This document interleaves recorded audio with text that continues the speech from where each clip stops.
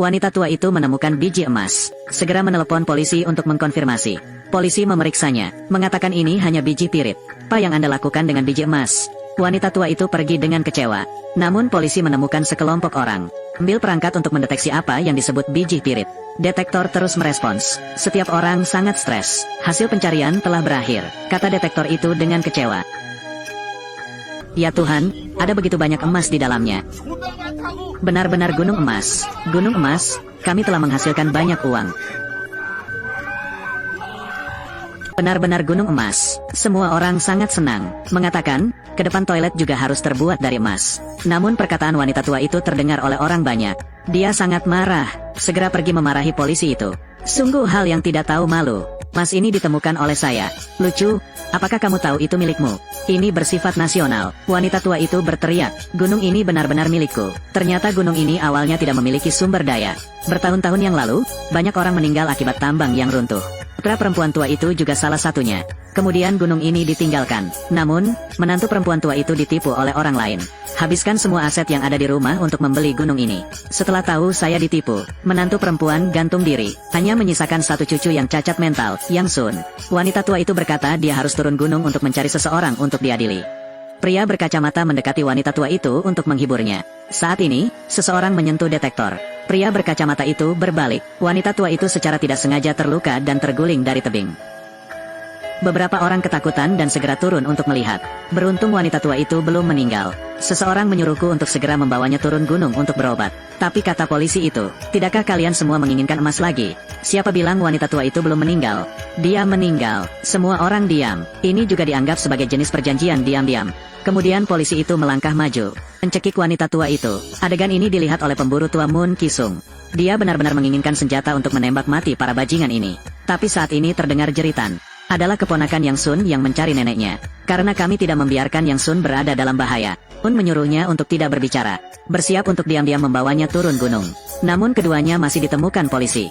Moon sedang memikirkan apakah akan menyelamatkan nyawanya atau tidak. Dan polisi sedang berpikir, apakah perlu membunuh dua orang untuk menghancurkan mulutnya? Karena dia tidak tahu apa yang mereka berdua lihat. Tapi kalau dipikir-pikir, saya tetap menyerah. Semakin banyak orang yang membunuh, semakin besar peluang untuk ditemukan.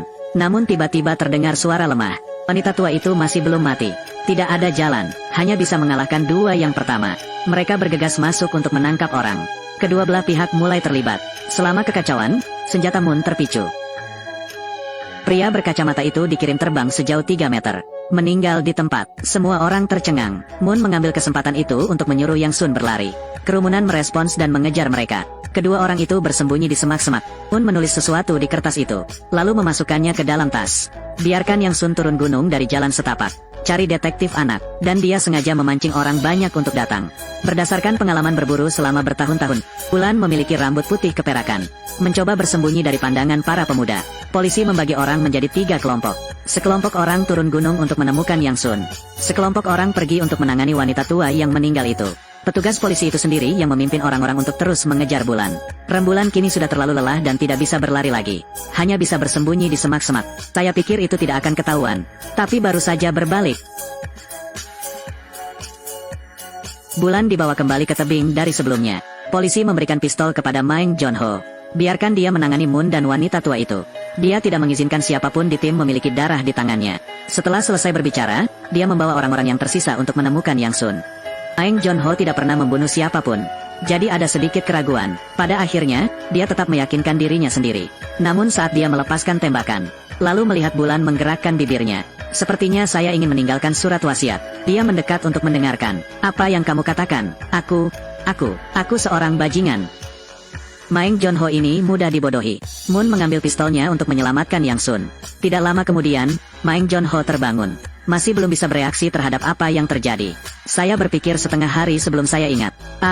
Aku telah ditipu. Dia dengan marah menggali suatu tempat. Langsung mengubur hidup-hidup wanita tua itu untuk melampiaskan amarahnya. Di sisi lain, Yang Sun ditangkap oleh orang-orang jahat. Orang jahat itu melepaskan beberapa tembakan tetapi tetap tidak mengenai sasaran. Tapi Yang Sun takut terjatuh. Sepertinya dia akan dibunuh. Tiba-tiba rembulan datang mengejar. Satu tembakan membunuh satu orang. Lalu menjatuhkan orang yang tersisa. Saat ini letaknya tidak jauh dari kaki gunung. Tembakan yang terus-menerus menarik perhatian orang. Ada yang melapor ke polisi. Polisi melaporkan situasi tersebut kepada Detektif Sun. Ditambah lagi hari ini ada 2 mobil aneh lagi di bawah gunung. Detektif San merasa itu tidak benar. Segera atur polisi untuk bersiap naik gunung. Di gunung, Moon merawat luka Yang Sun. Dia tahu tembakan itu akan menyebabkan orang jahat lainnya datang.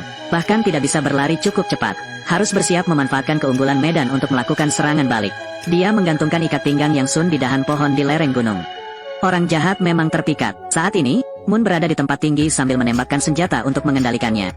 Tidak ada keunggulan ketinggian. Orang jahat hanya bisa angkat tangan dan pasrah. Moon menyuruh polisi untuk memberinya telepon. Polisi itu tahu dia ingin melapor ke polisi. Tapi mau tak mau aku mengulurkan tangan dan mengambilnya. Kedua belah pihak mulai menembak. Namun hanya sedikit yang menyulitkan banyak musuh.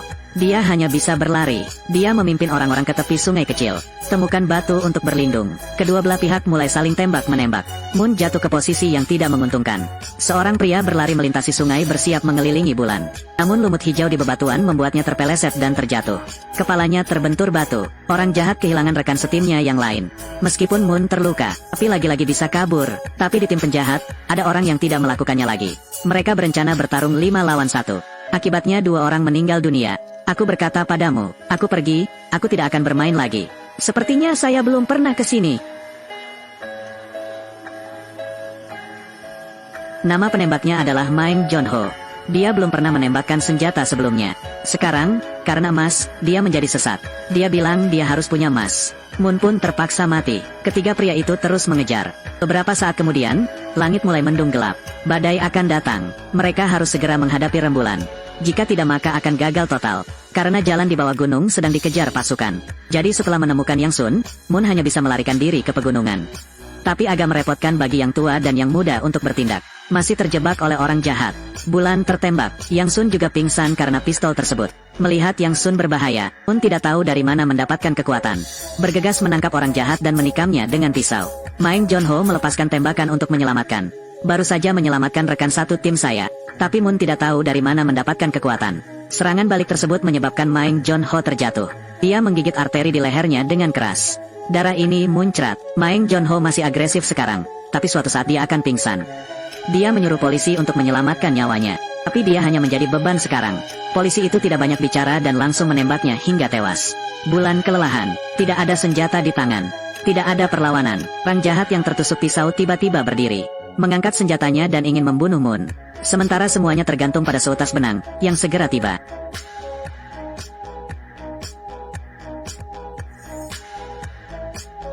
Ya Tuhan, mengapa Yang Sun begitu baik? Ternyata kecerdasan Yang Sun cacat. Sering dibully oleh temannya. Nenek ingin dia belajar cara melindungi dirinya sendiri. Jadi saya biarkan dia belajar taekwondo. Sejak saat itu, teman sekelas yang menindasnya berakhir seperti itu. Mengulang, Yang Sun, setelah mengalahkan 2 orang jahat itu, menyerahkan senjatanya kepada Moon. Lalu pingsan lagi. Orang jahat dan Moon sama-sama melepaskan tembakan. Semuanya gagal. Keduanya mundur sendiri. Moon membawa Yang Sun ke tambang yang ditinggalkan. Faktanya, Moon tidak pernah ingin datang ke tempat ini lagi seumur hidupnya. Karena tahun itu tambangnya runtuh, dia juga termasuk di antara mereka. Kakek dan ayah Yang Sun terjebak di tempat yang sama. Saya belum makan apapun selama berhari-hari. Dan ayah Yang Sun terluka parah. Ku tahu aku tidak bisa menolaknya lagi. Jadi sebelum dia meninggal, dia menyuruh Moon untuk pasti selamat. Walaupun dia harus memakan dagingnya sendiri. Setengah bulan setelah kejadian itu terjadi, tim penyelamat baru menyelamatkan Moon. Orang-orang mengetahui dia masih hidup dan mengira itu adalah keajaiban. Namun sebenarnya hanya rembulan yang mengetahui bahwa itu bukanlah sebuah keajaiban. Tapi hidup untuk hidup. Sejak saat itu, Moon selalu ingin menebusnya. Jadi perlakukan keluarga Yang Sun dengan sangat baik. Ini juga alasan mengapa dia mempertaruhkan nyawanya untuk melindungi Yang Sun. Saat ini, sejumlah besar polisi naik gunung. Mereka menemukan orang-orang jahat itu sudah mati. Bersama dengan wanita tua yang dikubur hidup-hidup. Tentu saja ada juga gunung emas itu. Di dalam tambang, Moon tidak mengetahui polisi telah datang. Saya pikir jika saya tidak menyelamatkan diri, saya akan dikurung di sini sampai saya mati. Dia membuat pengaturan untuk Yang Sun. Kemudian pegang pistol dan bersiap untuk melawan orang jahat. Hanya pergi tidak jauh. Lalu aku mendengar 2 orang berdebat. Ternyata itu adalah polisi jahat dan rekan satu timnya. Moon maju untuk mendengarkan. Namun tiba-tiba, polisi jahat muncul di belakangnya. Anda telah memenangkan taruhan. Moon ditembak mati dengan pistol. Masalahnya telah teratasi. Total ada 7 orang jahat. Sekarang hanya tersisa 2. Polisi jahat dan kaki tangannya mengira mereka bisa memonopoli gunung emas tersebut. Namun tiba-tiba terdengar suara tembakan. Rekannya ditembak mati di tempat. Polisi jahat juga merespon dengan cepat. Segera melompat ke air terjun dan melarikan diri.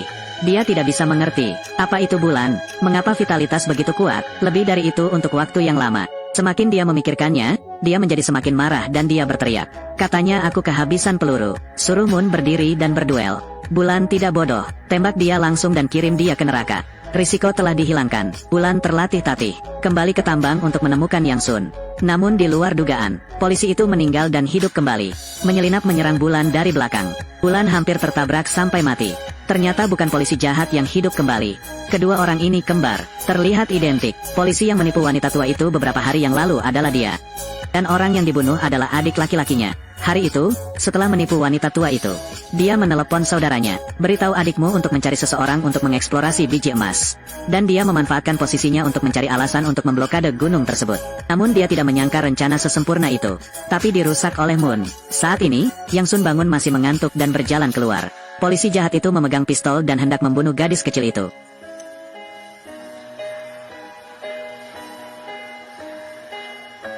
Suara tembakan terdengar, namun orang yang tertembak bukanlah Yang Sun. Tapi Detektif Sun segera mengejarnya. Melihat Yang Sun aman, Moon dengan tenang menutup matanya. Beristirahat dalam damai. Detektif Sun melihat catatan yang ditinggalkan Moon. Mempelajari rahasia yang tidak diketahui siapapun. Tertulis di atas bahwa keponakanku Yang Sun mempercayakannya padamu. Ternyata putra Moon dan ibu Yang Sun adalah sepasang kekasih pada tahun itu.